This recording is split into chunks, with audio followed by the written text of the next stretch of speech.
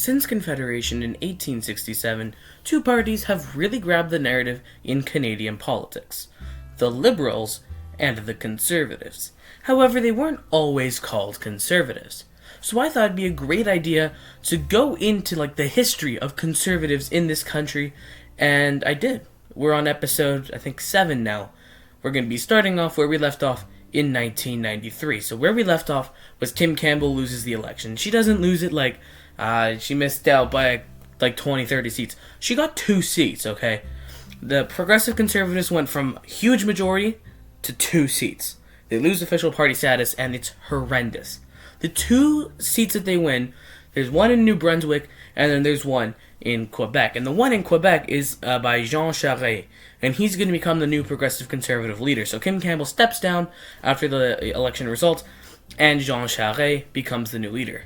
But the Prime Minister, Jean Chrétien, isn't the only person represented in Parliament. There's 3 other parties, so usually it's just one, usually it's just the NDP, but there's 3 other parties in the Parliament, of course, NDP. Although they fall down, this is their worst election defeat under the name New Democratic Party, where they only win 9 seats. It's horrendous, and they lose official party status. Remind you of anything? But anyways. And then there's also another left-wing party, arguably to the left of the Liberals. It's kind of hard to tell. The Bloc Québécois. Now, this is a party that, as you can tell, for the Quebecers, and they formed because of the Meech Lake Accord failures. We talked about that last time. And they are from both the Liberals and the Conservatives, although they're more to the left. More people would agree that they are left-leaning. So the Bloc Québécois now is stealing all these votes in Quebec. But what about people who identify as conservatives? They're not voting Liberal, are they? No. Most of the time, they're voting for this new party called the Reform Party. It had already been around, but it wasn't really that big. It's a conservative party. You can argue if it's to the right of the Progressive Conservatives. I'm not going to get into that, but it's a party that formed up because people in the West believed that the Progressive Conservatives were not caring about them at all. And it's honestly probably true, because most of what Brian Mulroney did, what's the first thing that comes to mind? Meech Lake Accord, right? That's for Quebec, not for Alberta and Saskatchewan. So they feel left out, and they vote heavily for this new Reform Party, and they're now the dominant right-wing party. Although they're not official opposition. That's the Bloc Québécois. So the Separatist Party, they want to remove Quebec from Canada and become, Quebec as its own nation. And their official opposition, His Majesty, or I guess at that time, Her Majesty's loyal opposition, was a Separatist Party. So, what now? If you're the Progressive Conservatives, how do you get over this? You just had one of the most unpopular Prime Ministers at the time of leaving in Canadian history, and he might even still be that way, even with how unpopular Justin Trudeau was on January the 6th. But, how? How do you move forward? You've had an unpopular Prime Minister who was unpopular, really, in his last couple of years, and then you had this new leader come in, which is not really popular with the Canadian people, just come in and get you 2 seats. Literally 2 seats. It's impossible to move forward from this. And most of their voters, agreed with them. The blue Tories. So, if you don't know, the Conservatives are split up into red Tories and blue Tories. Blue Tories are the more socially conservative, right? Those blue Tories in the Progressive Conservative Party are beginning to go to the Reform Party. They're voted for the Reform instead of Progressive Conservative, leaving the Progressive Conservatives to the red Tories. Those are the more moderate ones. They're not really liberal. They're just moderate. Right, they're conservatives, but moderately conservative. So, yeah, that's what's going to happen. They have this new leader with Jean Charest. He gives the party new life, right? He gives them a fresh face, a Quebec face, which is probably something the Progressive Conservatives are yes, we got a Quebecer to lead our party. And then, everyone else is mad at them. But by the 1997 election, Reform surges. Well, kind of. They go from 50 seats to 60. They're official opposition, and that's great, right? Progressive Conservatives do well as well. They go from 2 seats to 20. They get most of their seats in Atlantic Canada. They get about like 13 seats in Atlantic Canada, but they also get 5 in Quebec. Now, this election result seemingly wasn't good enough for Jean Charest, because he retires in 1998 on the 2nd of April. Maybe I'm just oversimplifying. It's because he went into provincial politics.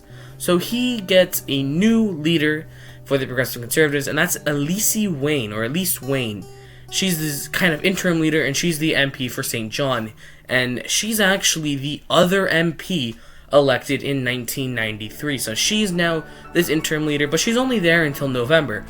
And a familiar face pops up in 1998 to lead the Progressive Conservatives, and that's Joe Clark. Yeah, you heard me right. Joe Clark, the Prime Minister of Canada who served in the 70s, is now the Progressive Conservative leader 20 years later. He comes in, like, he's kind of like brought into this to be like, try to resurrect the party, if you will, from the depths that it's in. It's not doing so great, obviously.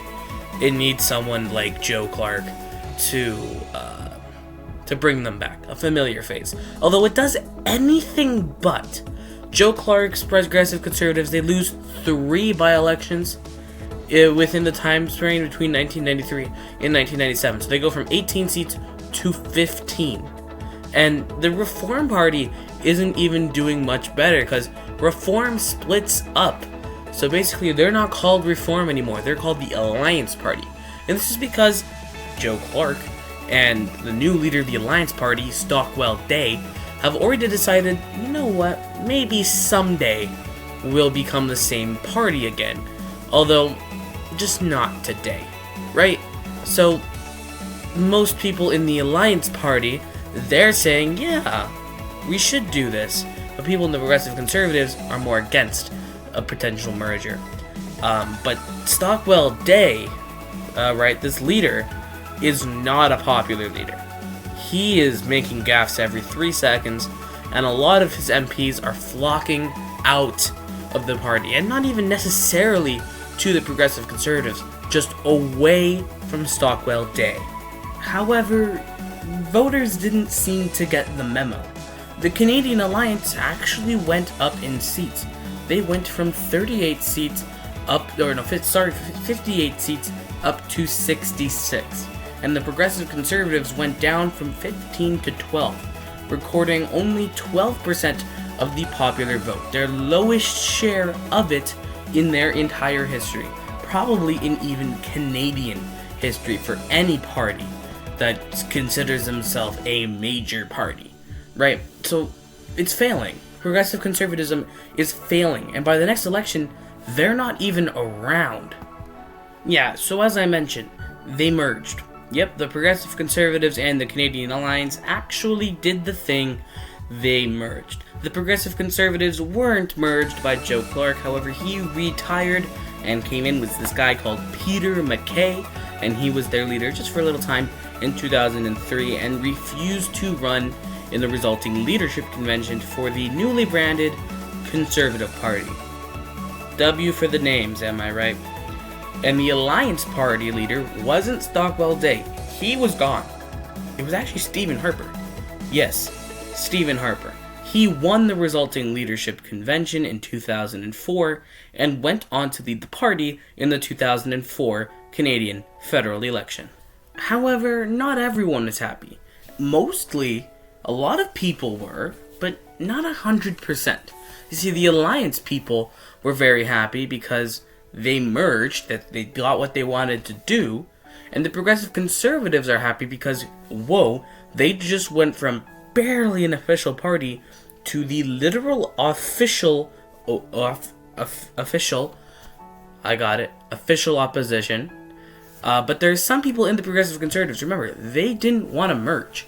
So there's people who were like, we don't want to merge, we're going to go form our own party. And they did. And they came up with a brilliant, insanely creative name for this party. The Progressive Canadian Party. There's a million other names you can choose, and you just choose to rip off the old one. But you know what? Brand recognition. So I guess it's alright. They're not going to be a major faction, or a major player at all, so you can forget I even mentioned their name. However, the 2004 election that Stephen Harper was leading the Conservatives into was not against incumbent Prime Minister Jean Chrétien, because he was forced out in 2003 by his finance minister, Paul Martin. So he became the new Prime Minister in 2003, and he's actually the incumbent Prime Minister Stephen Harper is facing off. And he did rather well. He went from 72 combined seats from the Progressive Conservatives and the Alliance to 99, going up by 27. And the Liberals lost official majority status, going from 168 seats to 135. And Paul Martin, now he's 20 seats away, but the Conservatives here are actually going to pull a big brain move to get Paul Martin out of power. What he does is he triggers a motion of no confidence in late 2005. So he and the leader of the Bloc Québécois, Gilles Duceppe, and even the leader of the New Democrats, Jack Layton, agreed to kind of do this thing where they say, we don't think you're a good prime minister, we want an election called. So that's what they did. So there was an election called right at the start of 2006. Literally the 23rd of January, there's an election held. And the Conservatives win that. They don't get a majority, but they do go up to 124 seats, while the Liberals go from 133 to 103. This seems to actually have backfired on the Bloc, as they went from 53 seats to 51, but benefited the New Democrats with their new iconic leader, Jack Layton, going from 18 seats at dissolution to 29 seats after the election. So that's actually where I'm going to leave it here. Stephen Harper gets into power, finally, for the Conservatives after they've been out of power for 13 years.